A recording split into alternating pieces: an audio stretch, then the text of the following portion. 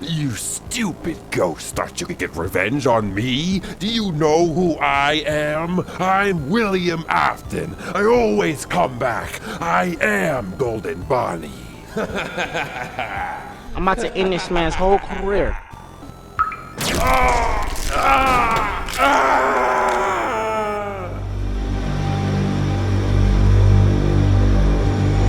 Hello Internet, welcome to Game Theory, the wet springlock suit clamping down on your subscription feeds. And oh my gosh guys, finally, after all that waiting, after being patient for so long, after all the delays, it has finally arrived. It is here, a brand new Freddy game just released where we finally get to go up against Vanny the Killer Bunny. Here it is, Security Breach. Furries Rage. Didn't know it had a subtitle. Apparently it's about an onslaught of angry furries on the attack. Oh wait, sorry. Misread that title. It's a Fury's Rage. Very important distinction there. Well, anyway, let's fire this puppy up. Let's see if they're ready for Freddy.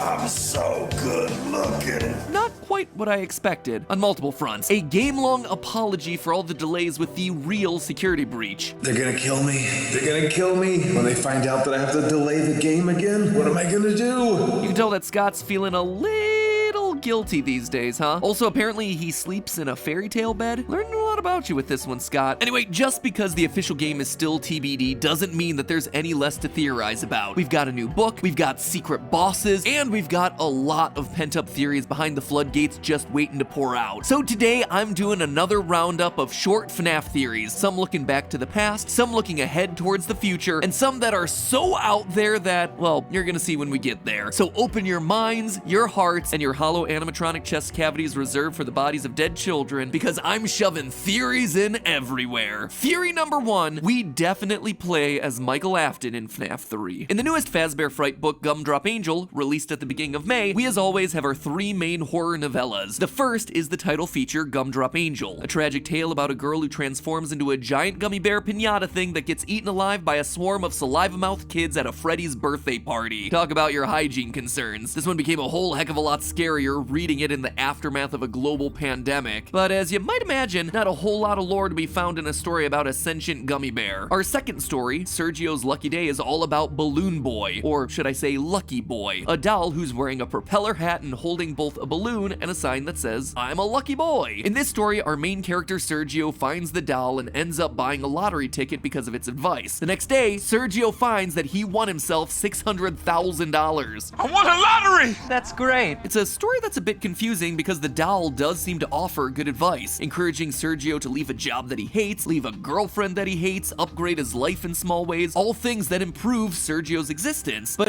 as a result, Sergio becomes obsessed with the doll, asking it for advice on everything, including how he can look good for his big high school reunion. Lucky Boy suddenly takes the chance to turn evil and tells him to remove his ears, scalp himself, cut off his eyelids, chisel his lips, trim his nose, and remove and reuse other body parts to become taller. As you might imagine, Sergio makes a big impression at the reunion. Again, not a whole lot to say here since it seems so tangential to the character from the games. I'm assuming that this is going to end up being connected to the upcoming Book 9 story, The Puppet Carver, but we're just going to have to wait and see. And just when you thought that this book wasn't going to deliver on any lore reveals, we get to our third story, What We Found, which is quite literally just a retelling of FNAF 3. Stop me if this one starts to sound familiar. A night security guard working at Fazbear Frights, a horror attraction themed around the murders and disappearances happening at the Freddy Fazbear Pizzeria franchise, begins suffering from severe hallucinations the day the crew brings in a Springtrap suit found hidden in the walls of a different building. Hudson, our night guard, winds up trapped in a pizza oven and gets roasted to death at the end of his shift. It is really sad and also a really obvious parallel to the events of FNAF 3, right? But here's the thing, it also really feels like it's meant to confirm for us that Michael Afton is who we play as in FNAF 3. If you remember back to a couple years ago, I had a theory that Mike Afton is our player character in pretty much every game in the franchise. We see the name Mike on Fnaf 1's paycheck, we see the name Mike again on the monitor in sister location. In fact, the player's guide for that game, the Freddy Files, practically confirms that part of the theory. So that's Mike appearing in 2 games, but what about Fnaf 2 and 3? The name Mike doesn't appear anywhere in either of them. Well, in Fnaf 1, we know that Mike eventually gets fired for tampering with corpse, walking around from restaurant to restaurant to free the souls of the dead kids trapped in the suits put there by his father. So isn't it a little coincidental that Fritz Smith, our protagonist from Fnaf 2, gets fired for the exact same reasons, tampering with the animatronics and odor? It's also why Michael would keep getting attacked. We know from sister location that he looks just like his dear old daddy. And lastly, it's why Golden Freddy says it's me every time he appears. It's the brother's soul crying child trapped in the suit recognizing and reaching out to his sibling Mike. But then what about Fnaf 3? When I first presented the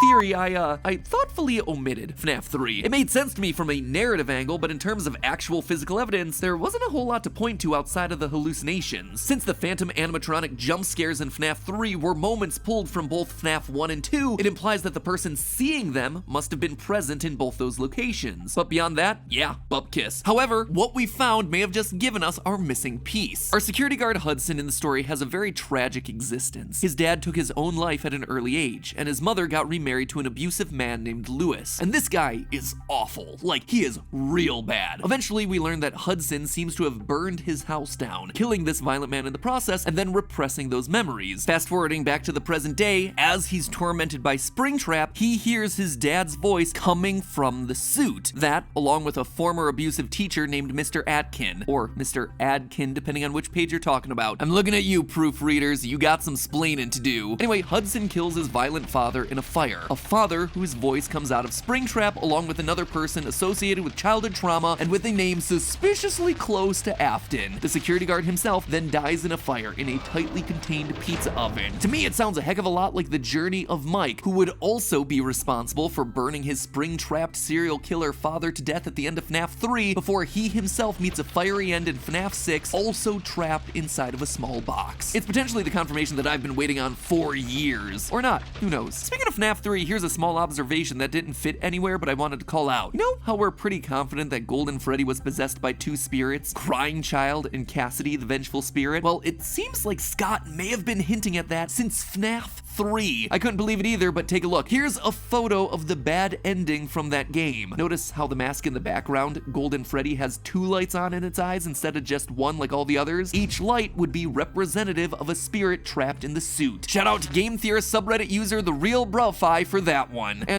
while we're on the subject of Cassidy, theory number 2, Cassidy